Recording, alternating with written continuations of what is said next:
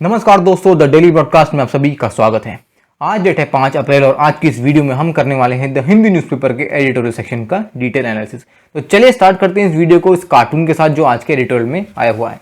आपको यहाँ दिख नहीं रहा होगा लेकिन मैं दिखा देता हूँ। यहाँ पर एक तरीके से कमल का फूल दिखाया है, यानी बीजेपी का जो पॉलिटिकल साइन है, और उसके आप यहाँ पर 2 पत्ते दिखाए गए हैं। ये किसके हैं? ये हैं टीएमसी के। यानी इस कार्टून में आज की डेट में जो बंगाल में इलेक्शन का पूरा सीन चल रहा है उसको दिखाया गया है। किस तरीके से बीजेपी और तृणमूल कांग्रेस के बीच में टसल चल रहा है, कैसे कैसे टीएमसी के जो मेंबर्स हैं वो छोड़ के बीजेपी में जा रहे हैं। तो इस सब कंडीशन को दिखाया गया है। किस तरीके से आज की डेट में बंगाल के अंदर पोलराइजेशन हो गया, पॉलिटिक्स में जिसे सैफरन पॉलिटिक्स कहते हैं, वो सब चीज़ें ऑन ग्राउंड हो रही हैं। तो दिखाया जा रहा है सब सफाचट तो कर दिया है, लेकिन जब भुगतान की बात आई तो यहाँ पर क्वेश्चन मार्क आ गया दिमाग में। तो एक तरीके से यहाँ पॉलिटिकल कंडीशन जो है दिखाई जा रही है। और पिछले कुछ एडिटोरियल्स हम देख रहे हैं कि जहाँ पर न्यूज़पेपर्स में जो कार्टून आते हैं वो बेसिकली आज की डेट में जो केरला में, तमिलनाडु में, आसाम में जो इलेक्शन के रिगार्डिंग जो चीज़ें चल रही हैं उनको ही दिखाया जा रहा है। तो थोड़ा बहुत आइडिया आपको होना चाहिए, ऐसा भी नहीं कि बिल्कुल भी पॉलिटिक्स के रिगार्डिंग आइडिया नहीं है। तो थोड़ा बहुत आइडिया चलना चाहिए कि हाँ ऑन ग्राउंड एक्चुअल में चीज़ें क्या चल रही हैं। एडिटोरियल स्टार्ट करने से पहले हम एक डेटा फैक्ट पे ध्यान देंगे। जेंडर डिस्पैरिटी की यहाँ बात की गई है। अब क्यों बात की गई है? रिसेंटली जेंडर गैप रिपोर्ट 2021 आई और इंडिया की जो है स्थिति बहुत ही खराब है। इंडिया की कंडीशन क्या है? 140 पे इंडिया खड़ा है और टोटल कितनी कंट्रीज में से? 156 में से।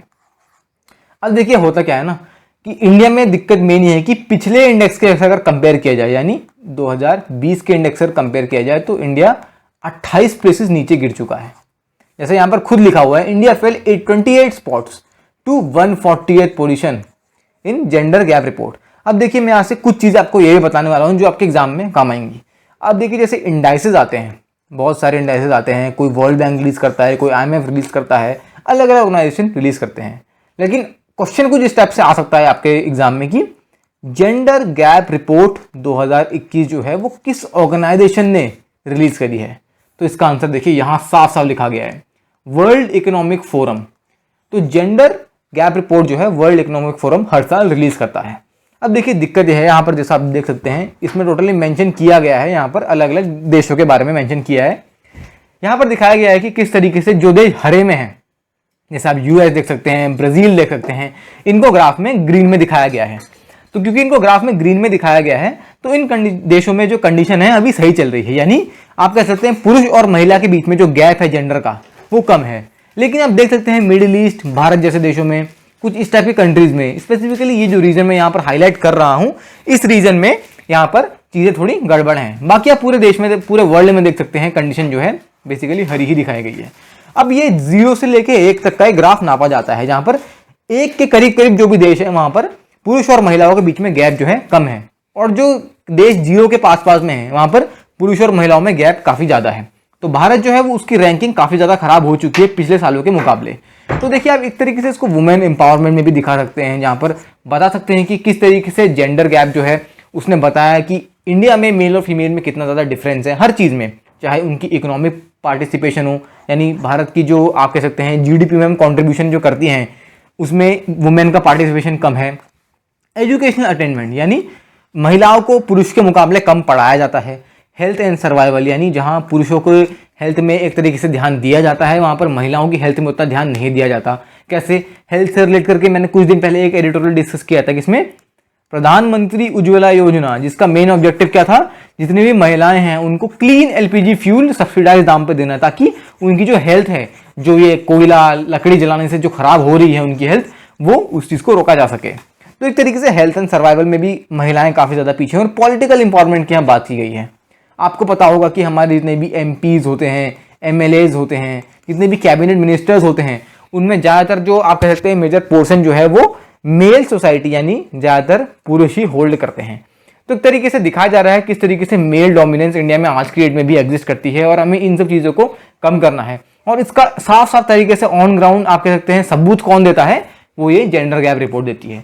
तो यही चीजें आपको ध्यान देनी है, इस टाइप के डेटा फिगर आपको नोट करने हैं। क्योंकि अगर सिंपल सी बात है, कभी भी आप GD में डिस्कस करते हैं कि इंडिया में मेल और फीमेल में डिफरेंस काफी ज्यादा है, चाहे लिटरेसी की बात करो, एम्प्लॉयमेंट की बात करो, बहुत कॉमन सा पॉइंट है, क्योंकि सब जानते हैं इंडिया में कि कंडीशन जो है उतनी ज्यादा सही नहीं है।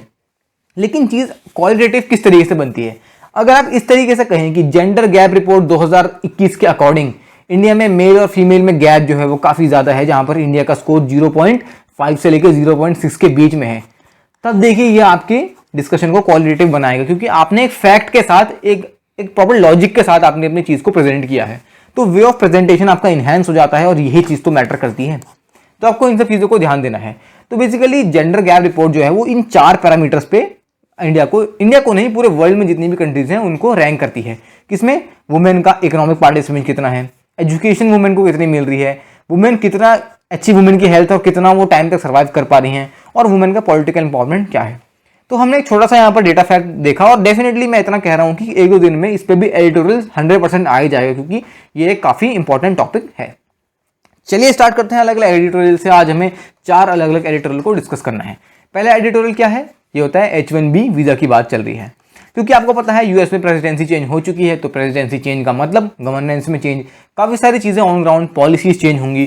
तो उसी का एक पार्ट H1B वीज़ा भी है।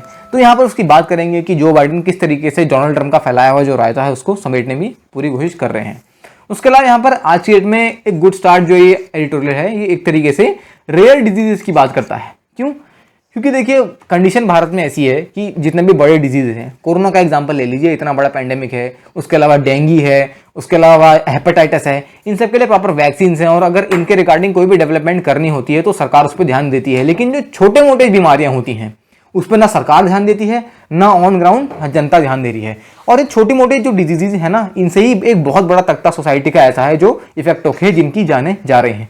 तो इस आर्टिकल में हम उस चीज़ का डिस्कशन करेंगे। केरला के मॉडल की बात की गई है। यहाँ पर ऑन ग्राउंड चीज़ें क्या हैं और किस तरीके से हमें चीज़ें दिखाई जाती हैं उसकी बात की गई है, क्योंकि केरला जो है काफ़ी सारे इंडाइसिस में टॉप करता है। लेकिन एक्चुअल में केरला ने क्या क्या चीज़ें ऑन ग्राउंड करी हैं जिससे उन्होंने ये मुकाम हासिल किया है, उसकी यहाँ पर बात की गई है। तो हम इस आर्टिकल को भी डिटेल में डिस्कस करेंगे। चलिए, जो चौथा एडिटोरियल है वो रोड टू टॉलरेंस, यानी ये बहुत ही बेहतरीन एडिटोरियल है। मैं इस पर 2 स्टार भी मार्क कर देता हूँ, क्योंकि ये रेसिज्म की बात करता है। आज की डेट में जो सोसाइटी में भेदभाव की जो भावना जो लोगों में है उसकी बात करता है, और किस तरीके से इस भावना को हटाया जा सकता है उसके यहाँ पर स्टेप्स की बात की गई है। चलिए स्टार्ट करते हैं पहले एडिटोरियल के साथ। देखिए, वॉक बैक की बात की गई है, यानी H1B वीज़ा में क्या कंडीशन आज की जगह देखी जा रही है। डोनाल्ड ट्रंप के टाइम जो पॉलिसीज थी वो बिल्कुल अपोजिट है जो आज की डेट में जो बाइडेन के टाइम में है। डोनाल्ड ट्रंप ने ईरान न्यूक्लियर डील से बैक ऑफ कर दिया, मतलब एक तरीके से आप कह सकते हैं पूरा ईरान की जो मेहनत थी उस पर पूरा पानी फेर दिया। Joe Biden Iran nuclear deal को रिवाइव करने की बात कर रहे हैं। डोनाल्ड ट्रंप ने एक तरीके से ये कहा कि अफगान और तालिबान के आपस में जो बीच में टसल चल रहा है उसमें उन्होंने अपने ट्रूप्स को विड्रॉ करने की बात करी। लेकिन जो बाइडेन आज की डेट में एक तरीके से तालिबान को जो है अफगानिस्तान की सरकार में एक रिप्रेजेंटेशन देना चाहते हैं, ताकि तालिबान जितनी भी आतंकवादी गतिविधियां जो हैं उनको एक तरीके से खत्म कर दें। वही बात H1B वीज़ा की आ रही है। अब डोनाल्ड ट्रंप का मेन पर्सपेक्टिव क्या था? अपने कंट्री में जॉब को बढ़ाना। अब जॉब बढ़ाने का एक तरीका तो ये है कि आप जितनी भी फैक्ट्रीज हैं, इंडस्ट्रीज हैं, IT सेक्टर को बढ़ा दीजिए। लेकिन एक और तरीका ये है कि एक ऐसा तख्ता जो बहुत ज़्यादा उस जॉब को घेरता है उस तख्ते को ही खत्म कर दिया जाए। अब मान लीजिए कि हम भारत का एग्जाम्पल ले लेते हैं।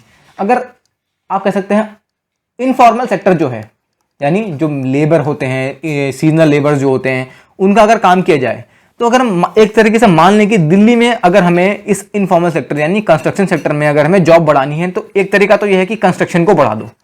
अगर कंस्ट्रक्शन को नहीं बढ़ाना है तो एक तरीका यह है कि जो गरीब मजदूर जो एक राज्य से दूसरे राज्य आते हैं उनको अगर रोक दिया जाए, तो सिंपल सी बात है दिल्ली के लोगों के लिए अपना आप जॉब क्रिएट हो जाएगी। अगर ऐसा कर दिया जाए कि मान लीजिए ऐसा कर दिया जाए कि मध्य प्रदेश या यूपी से जितने भी लेबर दिल्ली में काम करने के लिए आते हैं उनको आने नहीं दिया जाए, तो सिंपल सी बात है वहां पर जो है दिल्ली में लेबर की कमी हो जाएगी और जो दिल्ली के लोग हैं वो खुद ही वहां पर काम कर सकते हैं। तो ये एक तरीका है, और यही तरीका जो है आज की डेट में डोनाल्ड ट्रंप ने अपनाने की कोशिश की थी। तो क्योंकि डोनाल्ड ट्रंप ने चीज़ें गड़बड़ करी तो जो बाइडेन उसी को सही करना चाह रहे हैं। अब डोनाल्ड ट्रंप ने एक सिंपल सी बात है ये कहा कि H1B वीज़ा जो है उसमें कैपिंग कर दी कि कम से कम लोग जो है अमेरिका आएँ और अमेरिका के लोग जो हैं वो खुद ही अपने देश में रह के जॉब करें। तो मार्च 2021 तक डोनाल्ड ट्रंप ने प्रॉमिस किया था कि H1B वीज़ा पे एक तरीके से कैपिंग की जाएगी, तो जो बाइडेन जो है उसको खत्म करना चाह रहे हैं। अब जो बाइडेन के सामने 2 इंपॉर्टेंट चैलेंजेस हैं। पहले तो देखिए, डोनाल्ड ट्रंप ने चाहे अपने कार्यकाल में जो भी किया होगा, लेकिन स्टॉक मार्केट में डोनाल्ड ट्रंप ने काफ़ी ज़्यादा एक तरीके से अमेरिका को प्रोग्रेस करवाया। उसके अलावा डोनाल्ड ट्रंप ने काफ़ी ज़्यादा जॉब्स भी क्रिएट करी। तो जो बाइडेन जो है उनके सामने मेन चैलेंज ये है कि डोनाल्ड ट्रंप ने जितनी भी अपॉर्चुनिटीज जॉब क्रिएट करी थी उनको भी जनता के सामने इस तरीके से दिखाना कि वो भी अच्छा काम कर रहे हैं। अब इंडिया के साथ रिलेशन भी अच्छे मेंटेन करने हैं, तो डेफिनेटली दोनों चीज़ों को साथ लेके चलना पड़ेगा। तो एक तरीके से जो बाइडन जो है H1B वीज़ा के लिए कैपिंग जो है उसको हटाएंगे और इंडिया के जितने भी लोग हैं उनको फर्क पड़ेगा इससे। क्यों? देखिए, पहले तो 70% यानी करीब करीब 65,000 H1B वीज़ा जो है ना वो एक तरीके से प्राइवेट सेक्टर के जो लोग हैं, जो एक तरीके से जॉब वॉब करने आते हैं, उनको मिलता है। अब देखिए यहाँ पर क्या होता है कि इन 65,000 में से भी 60% वीज़ा तो ऐसे हैं जो सिर्फ भारत के लोग ले जाते हैं। पहला भारत है ऐसा देश जो सबसे ज़्यादा H1B वीज़ा ले जाता है। भारत के बाद चाइना ऐसा देश है जो सबसे ज़्यादा H1B वीज़ा ले जाता है। तो एक तरीके से क्योंकि 60% तो भारत ही ले जा रहा है, तो H1B वीज़ा में अगर कैपिंग हटेगी तो भारत के लोगों को ज़्यादा फर्क पड़ेगा। जब से डोनाल्ड ट्रंप ने H1B वीज़ा पे एक तरीके से कैपिंग लगाई है, तब से 2,19,000 लोग जो हैं, जो एक तरीके से यूएस में काम करने जा रहे थे, उनको बहुत ज़्यादा फर्क पड़ा है। तो देखिए, इतना बड़ा तख्ता कुछ महीनों में ही इतना फर्क पड़ गया, तो कुछ सालों में अगर डोनाल्ड ट्रंप दोबारा रिएक्ट हो जाते तो ये तो करीब करीब करोड़ों में पहुंच जाता। तो चलिए, अब चीज़ें बदलती हुई दिखाई दे रही हैं, लेकिन एक्चुअल में डोनाल्ड ट्रंप ने जो बहाना दिया वो ये दिया कि कोविड-19 बहुत ज़्यादा फैल रहा है, तो हम बाकी बाहर के लोगों को एक तरीके से अलाउ नहीं कर सकते अपने कंट्री में एंटर करना। खैर, वो तो सिर्फ एक बहाना था, क्योंकि मेन चीज़ें तो ये थी कि अमेरिका के लोगों को ही जॉब प्रोवाइड करनी है, ये उनका मेजर वो था, कंसर्न था। उसके अलावा लोग ही नहीं बल्कि सिलिकॉन वैली यानी जितने भी हमारा IT सेक्टर है, उनके जितने भी CEO हैं, जितने भी मैनेजिंग डायरेक्टर्स हैं, वो भी इसके लिए प्रोटेस्ट कर रहे हैं। क्यों? मान लीजिए गूगल कंपनी जो है कि उसने अपने एक एम्प्लॉय को प्रमोट करके भारत से अमेरिका भेज दिया, लेकिन अब मान लीजिए उस एम्प्लॉय को वीज़ा ही नहीं मिल रहा है, तो वो क्या कैसे जाएगा? तो एक उस इंसान के लिए दिक्कत नहीं है बल्कि गूगल के लिए भी दिक्कत है, क्योंकि गूगल का जो बिजनेस है वो एक तरीके से इस चीज़ से इफेक्ट हो रहा है। तो एक तरीके से बड़ी बड़ी कंपनियां गूगल, यूट्यूब, ये भी इसके खिलाफ है, लेकिन डोनाल्ड ट्रंप ने कभी उनकी खैर सुनी नहीं, क्योंकि डोनाल्ड ट्रंप जो चीज़ कह देते थे वो उस पर बिल्कुल अड़े रहते थे। अब मैं आपको कुछ चीज़ें बताना चाहता हूँ जो यहाँ मेंशन नहीं करी गई है। H1B वीज़ा किस चीज़ के लिए है? जितने भी प्राइवेट सेक्टर के लोग जो अमेरिका जॉब करने के लिए जाते हैं उनके लिए है। H4 वीज़ा किसके लिए है? H4 वीज़ा इन सभी लोगों के जो डिपेंडेंट हैं, यानी मान लीजिए एक इंसान, एक आदमी H1B वीज़ा लेकर अमेरिका जॉब करने जाता है, तो अगर उनके बीवी या उनके बच्चे भी अगर अमेरिका आना चाहते हैं, क्योंकि वो वहाँ जॉब कर रहे हैं, तो उनके फैमिली भी अगर आना चाहती है, तो उनकी फैमिली को H4 वीज़ा लेना पड़ेगा। ये H1B वीज़ा के जो डिपेंडेंट होते हैं उनको H4 वीज़ा मिलता है। उसके अलावा भी अलग अलग वीज़ा होते हैं। H2B वीज़ा भी होता है। ये किसके लिए होता है? सीजनल वर्कर्स, जो एक सीज़न में काम करते हैं, अगले सीज़न में उनके पास काम नहीं होता तो वापस चले जाते हैं। उसके अलावा J1 वीज़ा भी होता है। तो अलग अलग टाइप के वीज़ा होते हैं जो प्रोमिनेंट इंपॉर्टेंट वीज़ा जो एग्जाम में पूछे जा सकते हैं, वो मैंने आपको बता दिए, क्योंकि H1B वीज़ा काफ़ी ज़्यादा इंपॉर्टेंट है आज की डेट में। ये काफ़ी ज़्यादा न्यूज़ आर्टिकल्स और हेडलाइंस में रह रहा है, तो एग्जाम में क्वेश्चन बनने की संभावना इसमें है। चलिए बात करते हैं अगले एडिटोरियल की, जो केरला के मॉडल के बारे में बात करता है। अब देखिए, केरला जब शब्द दिमाग में आता है ना, तो एक ही चीज़ दिमाग में आती है, क्या? एजुकेशन, लिटरेसी, इन सब चीज़ों की बात आती है, क्योंकि केरला ऐसा राज्य है जो इन सब चीज़ों में हमेशा टॉप करता है। जब भी जनगणना होती है तो एजुकेशन में केरला काफ़ी अच्छा परफॉर्म करता दिखाई देता है। लिटरेसी में फीमेल और मेल में काफ़ी ज़्यादा कम गैप है। केरला इन सब चीज़ों में काफ़ी इंपॉर्टेंट प्रोग्रेस कर रहा है। उसके अलावा केरला ने ह्यूमन डेवलपमेंट इंडेक्स में भी काफ़ी बेहतरीन प्रोग्रेस करी है, क्योंकि आज के डेट में HDI में केरला जो है टॉप कर रहा है। HDI किस किस फैक्टर पे बनता है? पहले तो एजुकेशन यानी लिटरेसी पे बनता है, लाइफ एक्सपेक्टेंसी पे बनता है, पर कैपिटा इनकम, ये वो सब चीज़ें हैं जिनके ये फैक्टर्स को लेके ह्यूमन डेवलपमेंट पे काम किया जाता है और फिर ह्यूमन डेवलपमेंट की रिपोर्ट दी जाती है। उसके अलावा मैं आपको कुछ और इंडेक्स की बातें बताता हूँ जो यहाँ मेंशन नहीं किए जा रहे हैं। नीति आयोग का school education quality index SEQI, ये काफ़ी ज़्यादा कुछ महीने पहले न्यूज़ में था। तो स्कूल एजुकेशन क्वालिटी इंडेक्स के अकॉर्डिंग भी केरला जो है आज की डेट में सबसे बेहतरीन परफॉर्म कर रहा है एजुकेशन के सेक्टर में। तो बताया जाए ना कि केरला का मॉडल आज की डेट में तो इतना बेहतरीन है, लेकिन क्या ऐसा किया गया कि इतना बेहतरीन हुआ? एक्चुअल में 1970-1980 में ऐसा हुआ जब हमारी अर्थव्यवस्था बिल्कुल स्थगित हो गई थी। उस टाइम में केरला में भी बहुत ज़्यादा दिक्कतें आई, लेकिन ऑन ग्राउंड जो सरकार ने रिफॉर्म लिए, उन रिफॉर्म की वजह से ही केरला उस टाइम में, जब हमारी अर्थव्यवस्था इतनी स्थगित, इतनी कम हो रखी थी, तब केरला ने एग्रीकल्चर में बहुत अच्छा परफॉर्म किया। उसके साथ आप कह सकते हैं जो रेमिटेंसेज मिलते हैं, यानी जो बाहर लोग काम करते हैं और उसके बाद अपने घर में पैसे भेजते हैं, उसमें भी केरला ने काफ़ी ज़्यादा बूम देखा, काफ़ी ज़्यादा आप कह सकते हैं प्रोग्रेस देखी। इसके अलावा केरला ने जो है सेकेंडरी सेक्टर में भी काफ़ी ज़्यादा अच्छा परफॉर्म किया। सेकेंडरी सेक्टर से पहले मैं आपको कुछ चीज़ें बताता हूँ। प्राइमरी सेक्टर मतलब यानी जो एग्रीकल्चर वगैरह एक्टिविटीज़ होती हैं वो प्राइमरी सेक्टर में आती हैं। ये उसके बाद सेकेंडरी सेक्टर में क्या आता है? मैन्युफैक्चरिंग सेक्टर, इलेक्ट्रिसिटी का डिस्ट्रीब्यूशन, गैस पाइपलाइन डिस्ट्रीब्यूशन, ये सब सेकेंडरी सेक्टर में आता है। कंस्ट्रक्शन में सब। टर्शरी सेक्टर में क्या आता है? सर्विसेज आती हैं, यानी IT इंडस्ट्री हो गई, बैंकिंग हो गई, ट्रेड हो गया, ये सब ये आप कह सकते हैं टर्शरी सेक्टर में आता है। तो सेकेंडरी सेक्टर में केरला ने बहुत बेहतरीन परफॉर्म किया और उसके बाद देखा गया कि उनके सेकेंडरी सेक्टर में भी काफ़ी ज़्यादा ग्रोथ हुई। कैसे? उन्हें 1988 तक, 1987 से 88 तक सिर्फ 20% लोग केरला के ऐसे थे जो सेकेंडरी सेक्टर में एंगेज थे, लेकिन 2018-19 में देखा गया 32% लोग ऑन ग्राउंड आज की डेट में इन्वॉल्व है, जो काफ़ी ज़्यादा आप कह सकते हैं ऑन ग्राउंड चीज़ें देखी जा रही हैं। केरला की पर कैपिटा इनकम, अब पर कैपिटा इनकम की बात क्यों हुई? जैसा मैंने आपको बताया, ह्यूमन डेवलपमेंट इंडेक्स जो HDI होता है उसका एक फैक्टर पर कैपिटा इनकम भी होता है।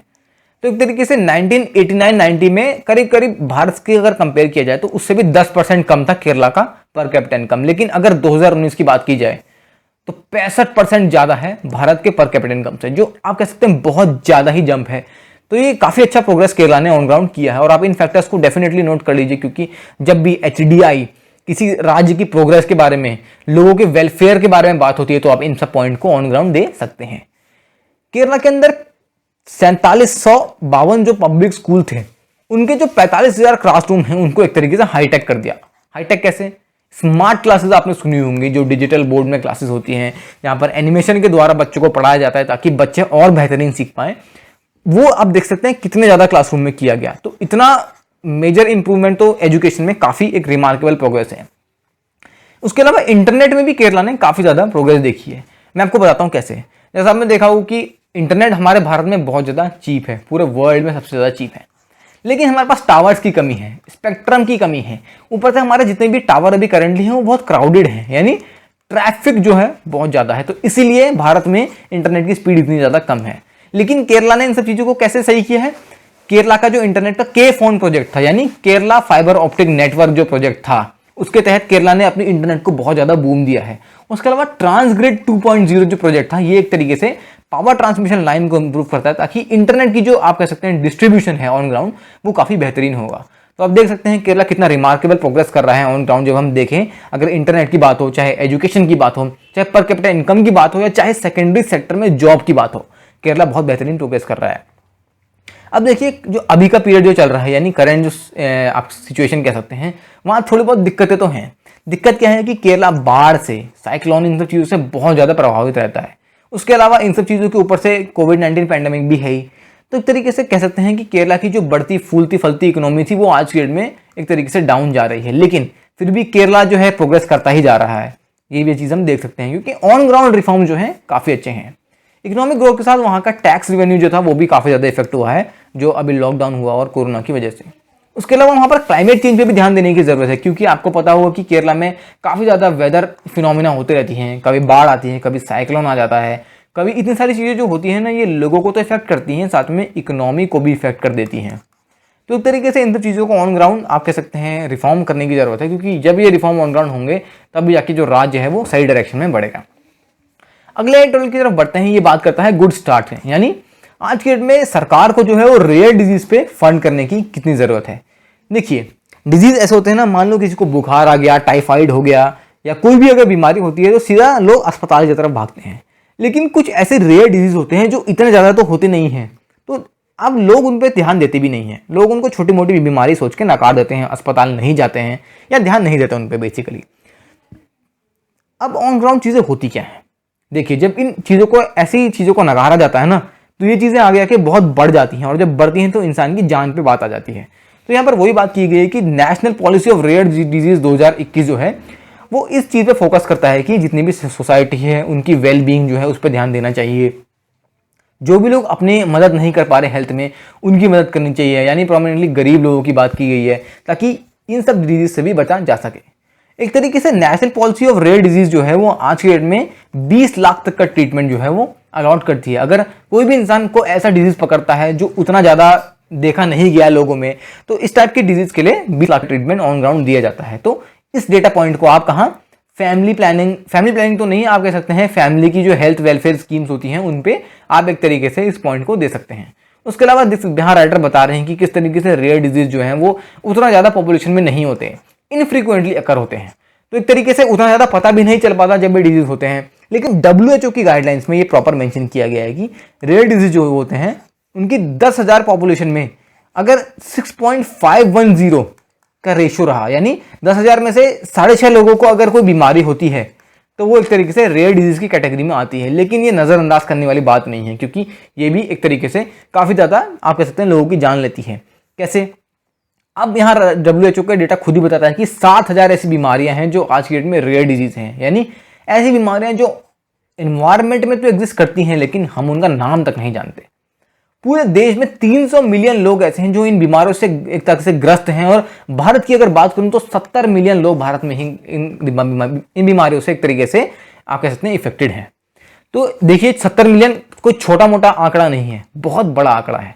अगर मैं आपको चलो आपको स्मॉल सा डेटा बताता हूं, स्नेक बाइट यानी सांप के काटने से ही हर साल 60,000 लोगों की जानें जाती हैं। अब देखिए ये जो डेटा है आपने कभी न्यूज़ में नहीं पढ़ा होगा, कभी मैगजीन में नहीं पढ़ा होगा, लेकिन ये काफ़ी ज़्यादा आप कह सकते हैं बहुत बड़ी पॉपुलेशन को एक तरीके से घेर ले रहा है। वही बात है रेयर डिजीज़ की भी है कि 70 मिलियन लोग जो हैं भारत में इन सब चीज़ों से इफेक्टेड हैं।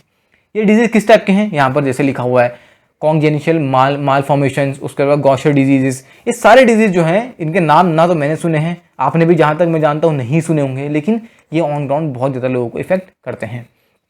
उस टाइम पहले तक कोई ऐसी फंडिंग नहीं थी रेयर डिजीज़ के लिए, तो कभी भी ऐसी बीमारी होती थी तो ऑन ग्राउंड अस्पताल में लोगों को कंपेंसेशन नहीं मिल पाता था।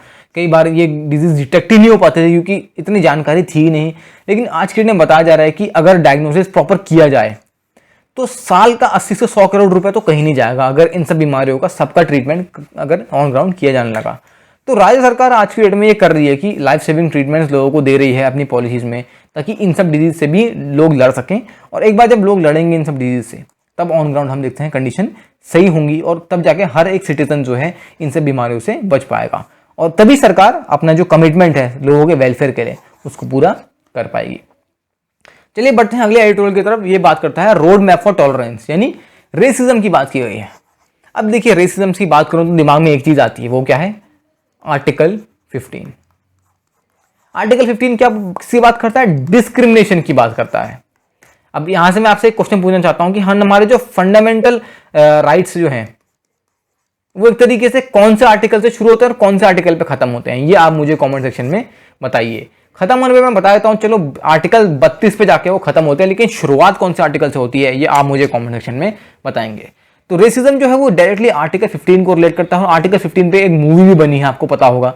अगर आपने नहीं देखी तो डेफिनेटली उस मूवी को देखिए, क्योंकि आपको ऑन ग्राउंड रूरल इन्वायरमेंट में यानी विलेजेस में, गाँव में क्या चीज़ें चल रही हैं उसके बारे में आपको पता चलेगा। तो जैसे मार्च 21 को एक तरीके से एलिमिनेशन ऑफ रेशियल डिस्क्रिमिनेशन यानी international day for elimination of racial discrimination मनाया जाता है। काफ़ी इंपॉर्टेंट है, ये आपके एग्जाम में पूछा जा सकता है। तो देखिए एक प्रॉपर डे में हम रेशियल डिस्क्रिमिनेशन को एलिमिनेट करने की बात करते हैं, यानी जो भेदभाव की भावना है ना, इसने हमारी सोसाइटी को आपस में बांट के रख दिया है। अब देखिए डिस्क्रिमिनेशन जो है ना, जनरली आप देखा जाए तो जहां पर गलत होता है वो होता है एक्सप्लॉयटेटिव डिस्क्रिमिनेशन। एक्सप्लॉयटेटिव डिस्क्रिमिनेशन क्यों? क्योंकि लोगों का इससे उत्पीड़न होता है, जिस चीज़ की जो काम लोगों ने कभी अपनी ज़िंदगी में किया ही नहीं, लोगों को उस चीज़ की सज़ा दी जाती है। अब मान लो कोई इंसान ऐसे परिवार में पैदा हुआ जिसकी कास्ट अगर है, जिसकी कास्ट सोसाइटी में लो मानी जाती है, तो क्या वो उस इंसान का आप कह सकते हैं कसूर है कि वो उस परिवार में पैदा हुआ था? नहीं, लेकिन सोसाइटी उस इंसान को उस चीज़ की सज़ा दे रही है जो उस इंसान ने कभी अपनी ज़िंदगी में किया ही नहीं। तो ये सब चीज़ें ऑन ग्राउंड बहुत चल रही हैं, और डेफिनेटली काफ़ी सारे आर्टिकल्स ऐसे आते हैं जो रेशियल डिस्क्रिमिनेशन और एक्सप्लॉयटेशन को रिमूव करने की बात कर रहे हैं, लेकिन फिर भी ऑन ग्राउंड चीज़ें बदलती नहीं देखी जा रही हैं। यूएन सेक्रेटरी ने बात करी कि हमारा मिशन क्या है कि हमें एक तरीके से जो हमारा कास्टिज्म है, यानी इन रेशियल डिस्क्रिमिनेशन को एलिमिनेट करने की जो हमारी इग्नोरेंस है उसको हमें रिमूव करना है। हमें अपनी नॉलेज को लगाना है और अपने टॉलरेंस लेवल को बढ़ाना है, ताकि हम इन सब लोगों को साथ लेके चल पाएं और रेसिज्म जो है हमारी सोसाइटी से डिफीट हो जाएंगे। जैसा यहाँ पर बात की गई है, racism can, will and must be defeated. काफ़ी ज़्यादा इंपॉर्टेंट आप कह सकते हैं स्ट्रॉन्ग हिटिंग वर्ड यहाँ पर यूएन सेक्रेटरी ने उनकी बात की गई है। लेकिन आज की डेट में चीज़ें क्या हो रही हैं? चीज़ें ऐसी हो रही हैं कि इंटरनेट के द्वारा भी रेसिज्म बढ़ाया जा रहा है। पहले से तो ये होता था कि ऑन ग्राउंड लोग एक दूसरे से आप कह सकते हैं फिजिकली भी आप लोग कह सकते हैं कि एक दूसरे का डिस्क्रिमिनेशन करते थे, एक्सप्लॉइट करते थे, लेकिन इंटरनेट पे भी आजकल ये चीज़ें देखी जा रही हैं। किस तरीके से इंटरनेट से रेशियल स्टीरियोटाइप जो हैं बढ़ रहे हैं, इनएक्यूरेट इन्फॉर्मेशन ज़्यादा बढ़ रही है। काफ़ी ज़्यादा आपने इंसिडेंट ऐसे देखे होंगे कि फेक न्यूज़ फैलाई गई जिसके लिए किसी दलित इंसान का आप कह सकते हैं हत्या कर दी गई, बाद में पता चला वो न्यूज़ फेक है। तो इस टाइप की चीज़ें बहुत ज़्यादा हम देख रहे हैं ऑन ग्राउंड हो रही हैं। तो इंटरनेट का भी इस्तेमाल किया जा रहा है इस टाइप के रेसिज्म को फैलाने में।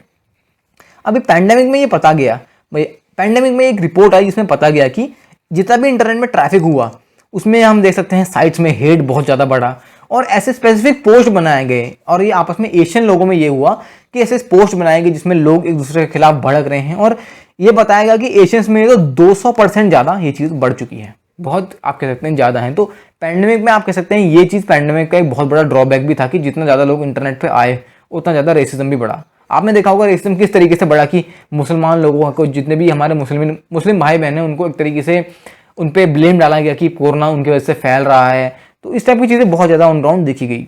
उसके अलावा श्रीलंका में भी ये देखा गया कि सोशल मीडिया ग्रुप जो है एक तरीके से बहुत ज़्यादा फॉल्स इन्फॉर्मेशन फैला रहे थे। रिलीजियस माइनॉरिटी जो है उनको टारगेट किया जा रहा था। जैसे आपको पता होगा कि अभी सिनलीज और तमिल जो लोगों हैं उनमें काफ़ी ज़्यादा टसल चल रहा है, और ये मामला तो सीधे United nation human rights commission तक पहुँच चुका है। तो ये सब चीज़ें जो हैं सोशल मीडिया से काफ़ी ज़्यादा बढ़ रही हैं और इनको कम करने की ज़रूरत है। लैंसेट की एक स्टडी ने ये एक तरीके से बताया कि कोविड-19 पैंडेमिक में जितनी भी एथनिक माइनॉरिटीज़ थी, जितने भी लोग आप कह सकते हैं जिनकी पॉपुलेशन कम है या जो लैंग्वेज में या रिलीजन के बेसिस पे जिनको माइनॉरिटी डिस्कस किया गया है, उनके खिलाफ बहुत ज़्यादा एक तरीके से हम कह सकते हैं वायलेंस बढ़ गया और डिस्क्रिमिनेशन बहुत ज़्यादा बढ़ गया। इनफैक्ट यूनेस्को जो है उन्होंने तक खुद बताया कि ऑन ग्राउंड जो रेशियल डिस्क्रिमिनेशन है काफ़ी ज़्यादा बढ़ चुका है। यूनेस्को के हेडक्वार्टर्स पेरिस में लोकेटेड है और उनका खुद का फोरम यानी global forum against racism and discrimination जो है उन्होंने 22 मार्च को एक तरीके से मीटिंग करी और बताया गया कि किस तरीके से रेसिज्म जो है एलिमिनेट किया जा सकता है। कैसे? लोगों में एजुकेशन बढ़ाई जानी चाहिए, साइंस का इस्तेमाल करना चाहिए, लोगों को कल्चर को लिंक करना चाहिए पूरी सोसाइटी के साथ, और कम्युनिकेशन बढ़ाने की ऑन ग्राउंड बहुत ज़्यादा ज़रूरत है। तभी जाके लोग समझेंगे इन सब चीज़ों को। आपस में कंट्रीज़ में और स्टेट्स में इंटरकल्चर डायलॉग बढ़ाने की ज़रूरत है, और यूथ और कम्युनिटीज़ को भी इन सब चीज़ों को बताने की ज़रूरत है कि किस तरीके से वो सोसाइटी को ऑन ग्राउंड लेके चलें, क्योंकि यूथ और कम्युनिटीज़ जो हैं वो सोसाइटी का एक बहुत मेजर पार्ट कंस्टिट्यूट करते हैं। यूनेस्को तो आज के डेट में मास्टर क्लासेस तक दे रहा है कि क्यों, स्टूडेंट्स को एम्पावर करने में, ताकि स्टूडेंट्स जो हैं स्कूल कॉलेज में एंटी रेसिज्म कैंपेन चला सकें और एक तरीके से इन सब चीज़ों को ऑन ग्राउंड एलिमिनेट कर सकें। तो रेसिज्म जो है ना वो एक तरीके से सोसाइटी को बर्बाद ही करेगा, कभी कंस्ट्रक्टिव चीज़ लेके नहीं आएगा। तो हमें एक तरीके से अपने प्रोफेशन पे फेथ होना चाहिए ताकि हम रेसिज्म को जो है कॉम्बैट कर सकें और एंटी रेसिज्म एक्शन जो है ऑन ग्राउंड ले सकें। इससे हमारा टॉलरेंस बढ़ेगा, सोसाइटी में इक्वालिटी आएगी और एंटी डिस्क्रिमिनेशन जो है वो बढ़ेगा, यानी डिस्क्रिमिनेशन तो एक तरीके से खत्म हो जाएगा और मैन और वुमेन का जो माइंड है वो एक डायरेक्शन में प्रोग्रेस करेगा। तो आज हमने डिस्कस करें 4 अलग अलग एडिटोरियल। आई होप आपको ये एडिटोरियल पसंद आए होंगे। अगर आए तो वीडियो को लाइक कीजिए और अपने फ्रेंड्स के साथ शेयर कीजिए, क्योंकि नॉलेज शेयर करने से ही इंक्रीज होती है। चैनल को जरूर सब्सक्राइब कर लीजिए और बेल आइकन को भी दबा दीजिए ताकि आपको इस टाइप की जो वीडियो अपडेट्स हैं बिल्कुल आपको प्रॉपर टाइम पे मिल जाए। तो आज की वीडियो के लिए इतना ही, धन्यवाद।